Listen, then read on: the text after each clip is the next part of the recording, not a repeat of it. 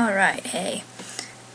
Here is level 2 of Demon Souls, and the first thing you are going to notice on this level of Stonefang Tunnels is the merchant. He is not a bad guy. You can come up and talk to him. He has not really a whole lot different than the merchant that you will see in the Nexus, except that he does have a different item in that he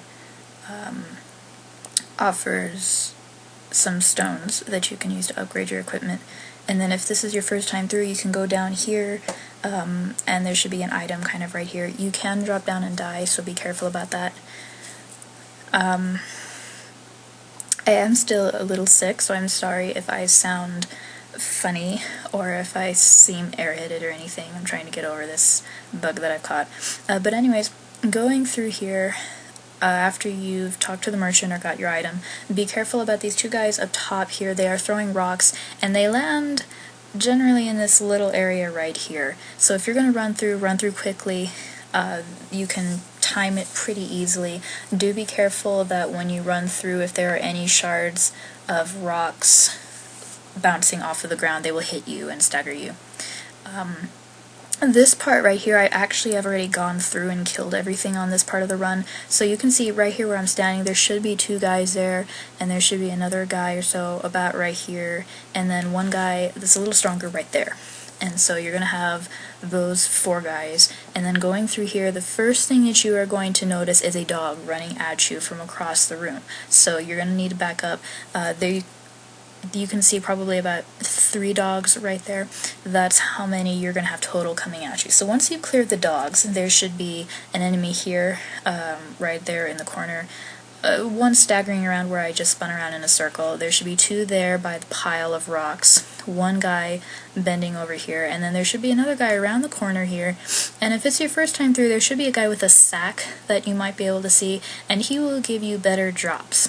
And then there's a guy up top around that corner.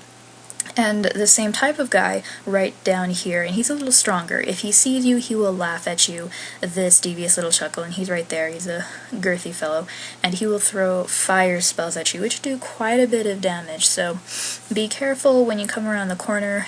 Try to taunt him into throwing the fire spell, and then once you've killed him, you can go around the corner here, and this area is kind of booby-trapped. You see guys littering the floor all over the place here. There are these little rooms here. There should be an item in this first one. I'm not sure about the next one. There's 2 of these rooms, and the enemies will hide in these rooms. They actually do a fair bit of damage for just some guys with pickaxes. They don't seem to do much because they're generally slow, but they do quite a bit of damage. So up here, when you get up into this hallway, there is the guy from up top that throws fire that I just mentioned a minute ago. He's right there across. I'm not sure how well you can see it in this video, and he will throw fire. So I kind of took a break from recording here. I thought this was a good place to stop. So you're going to see the screen jerk here, and then I'm going back in here. So you can just kind of ignore him. He'll chuckle at you or whatever. There's no place to go but to the left and up to this little set of planks here. So go up there, and you will see that there should be an item somewhere around there. And then once you go up, there are 2 places that you can go later. There's really only one right now, but what you're going to see is that as I swing around here, I'm sorry, here's the item. As you swing around here, there is a pathway to that guy. And then there's another one that's next to him, which is the one I'm on now. And that goes to the next place that you're going. So I dodged his fireball there, and he throws them pretty quickly. But you'll see that this area is gated, so you can't actually go through. There is a lever later on that we will see that you have to activate in order to unlock that area. So I can't go in there, and so the next place that I can go is to go back and try to face off the guy that's really annoying me at this point. So I run, and I didn't run quickly enough, so the bridge breaks. So you're going to need to be careful about booby traps. And I landed right next to an item, which was nice, and then there's a little drop-off point there that I didn't want to go in. So up the steps here, there are 2 enemies, I believe, right here, and if you're lucky enough, you might be able to get right behind them and one hit kill them. But this is the guy with the sack. He drops several stones, and then this is just a an ordinary guy here. I can't imagine what it would be like having to be slaved over by a fairly weighty man who laughs and throws fireballs while you have nothing to wear and you just dig around for rocks.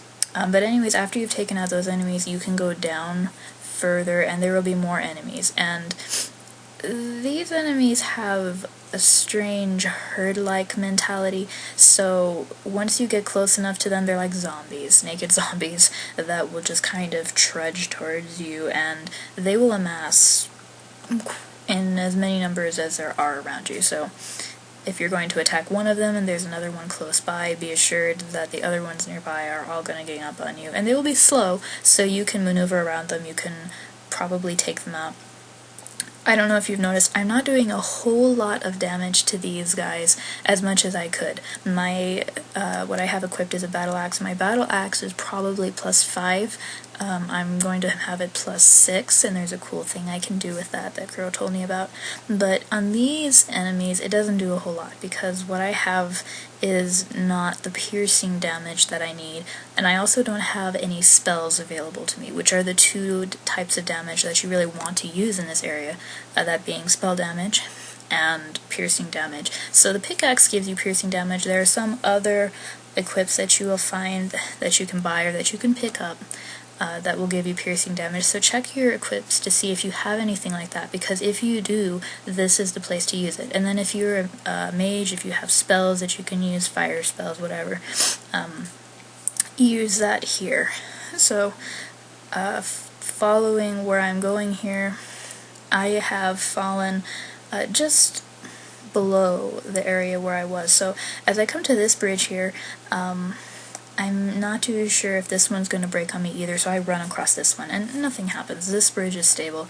There are two guys here. You can see this one-hit combo thing that I'm talking about. I guess like a surprise attack, preemptive strike, that clears their health very quickly. So try to do that as much as possible. It just makes it a whole lot easier, whether you're facing a lot of enemies or just one.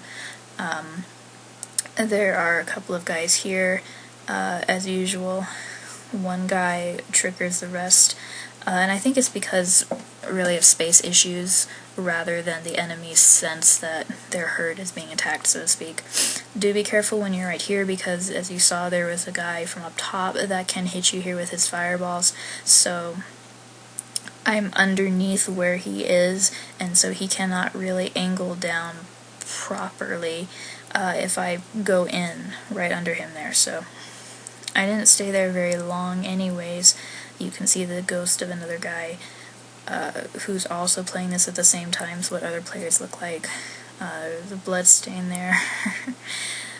So anyways, the message says there's a lever ahead, so this is the lever that we need to pull up that gate at the beginning. And you'll see that here, once I pull the lever, there will be a cutscene, and you will see that the little gate goes up, and then I'll be able to go back there and go into the next place.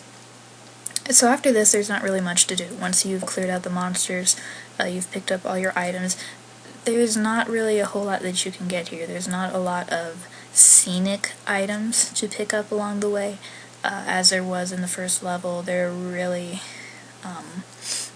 isn't a whole lot that you can do. You do need to watch, at least in this part, for the enemies that throw fire. You need to be careful of surprise attacks. And then later in this level, in Stonefang Tunnel, there's going to be monsters that come out of the walls. There's going to be monsters that move quickly, monsters that are going to be a real pain. So make sure that you're equipped.